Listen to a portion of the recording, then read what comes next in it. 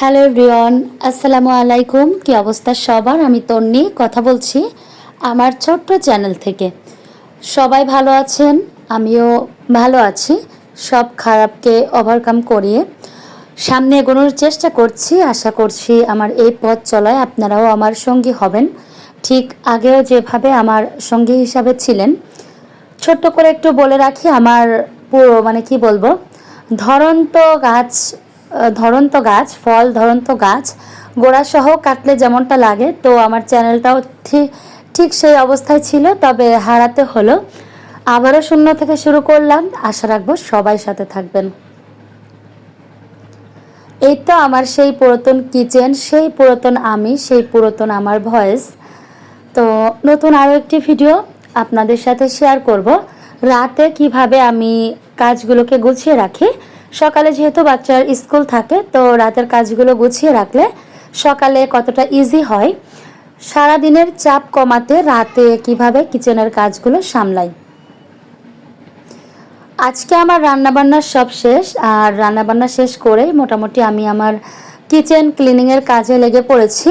রাতের বেলায় আসলে অনেক অনেক কাজ থাকে, যেগুলো আমরা রাতে যদি করে রাখতে পারি সকালে কিন্তু অনেকটাই ফ্রেশ লাগে। একটু দেখবেন, যখন আপনার ঘর বাড়ি পরিষ্কার পরিচ্ছন্ন থাকবে, তখন কিন্তু মানসিকভাবেও আপনি একটু শান্তি আবার এনার্জেটিক অনুভব করবেন। তো আমার তো আসলে এরকম হয়, আপনাদের কেমন হয় জানি না। আমার অনেক অনেক বেশি কষ্ট হচ্ছে। আমি কান্না করে করে আমার গলা ভেঙে আমার অবস্থা খারাপ, যে আমার কেন এত বড় ক্ষতি হলো। আমি তো কখনো কারো কোনো ক্ষতি করি না, আমার কেন এত বড় ক্ষতি হলো। তো কি করা যাবে, সবই আল্লাহ পাকের ইচ্ছা। আমি বারবারই বলেছি যে ওখান থেকে যদি আমার রিজিক থাকে তাহলে আসবে, হয়তো বা নেই, তার জন্য আল্লাহ পাক যে কোনো একটা মাধ্যম দিয়ে ওই চ্যানেলটা আমার কাছ থেকে নিয়ে গেল। তো যাই হোক, আবারও চেষ্টা হিসাবে এই চ্যানেলটা খোলা। ফোন না থাকায় দেখা যায় যে এই 2-3 দিন মনটা এত খারাপ, কোনো একটা কাজও ঠিকঠাক মতো করা হয়নি। রান্নাবান্না, খাওয়া দাওয়া, আনুষঙ্গিক যে কাজ সবই চলেছে, আমার নিজের কাজগুলা কিন্তু অনেকটাই পিছিয়ে ছিল। তো এই তো নতুন ফোন একটা আমার হাজব্যান্ড এনে দিল। তো এটার ভিডিও কোয়ালিটিও মাশাল্লাহ ভালো, তবে ফোনটার যা দাম সেই অনুযায়ী ভিডিও কোয়ালিটিটা আমি খুব একটা ভালো দেখছি না। আরও ভালো হওয়ার কথা ছিল। তো এই যে দেখেন, তেলের জারে তেল ছিল না। আমার গাছগুলোর অবস্থাও খুব একটা ভালো ছিল না। কিচেনের কাউন্টার টপটা ময়লা হয়ে পড়েছিল, কারণ আমার মন খারাপ ছিল। রান্না বান্না, বাচ্চার স্কুল, এগুলা সবই করেছি, তবে আমার নিজের এই যে কাজগুলো এগুলো আসলে স্থগিত ছিল। তো আজকে এই তো শুরু করে দিলাম, কারণ প্রত্যেক দিন আসলে এগুলো দেখে দেখে আমার মনটাও খারাপ হয়ে যায়।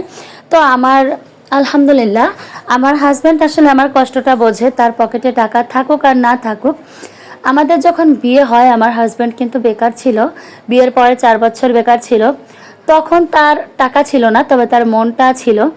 আর আলহামদুলিল্লাহ, আজ সে যাই ইনকাম করে সব কিছু মিলিয়ে আলহামদুলিল্লাহ বেশ ভালো আছি। একটা কথা কি জানেন, যে আপনার জীবনসঙ্গী হয়তোবা অনেক বেশি ইনকাম করে, কিন্তু সে আপনার মন বোঝে না।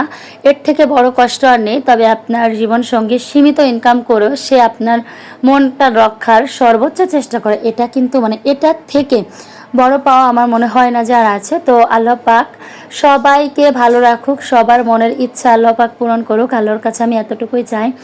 তো এদিকে দেখেন, থালাবাটিগুলো মেজে আমি এখানেই রেখেছিলাম, ধোয়া হয়নি, তো এখন এই তো ধুচ্ছি। আর আজকের ভিডিওটা এতটুকুই। নতুন চ্যানেল তো খুব বড় ভিডিও আপলোড করছি না, ছোট ছোট করে ভিডিও আপলোড করছি, যাতে আমারও একটু সুবিধা হয়। আর দেখি আস্তে আস্তে ভিডিওর কোয়ালিটি আরও ভালো করব, ভিডিও সাইজ আরও বড় করব। জানি না আপনারা আমার এই পথ চলে আমার পাশে থাকবেন কিনা, তবে আমি আশা রাখবো যে আপনারা আমার পাশে থাকবেন। যদি কেউ নতুন বন্ধু হতে চান, প্লিজ একটি ভালো কমেন্ট করে যাবেন, আমি অবশ্যই যেয়ে ব্যাগ দিয়ে আসবো। আল্লাহ হাফেজ।